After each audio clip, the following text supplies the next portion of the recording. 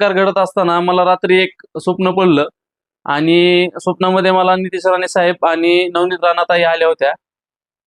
त्यांनी म्हणजे एवढा जो कालचा हल्ला एवढा मनावरती घेतला होता की ते स्वतः बंदूक घेऊन तिकडे चालले होते आणि दोघंही त्या ठिकाणी जाऊन म्हणजे ते आपल्या भारतीय सैनिकांबरोबर जाऊन म्हणजे शोध घेत होते त्या नक्षलीग्रस्त लोकांचा.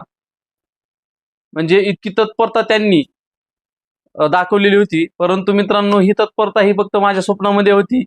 मला उठल्यावरती समजलं की ते माझं स्वप्न होतं आणि स्वप्न होतं. सकाळी पाहिलं मी तर न्यूजला आपल्या महाराष्ट्र राज्याचे उपमुख्यमंत्री एकनाथभाई शिंदे हे या ठिकाणी जाऊन आलेले होते.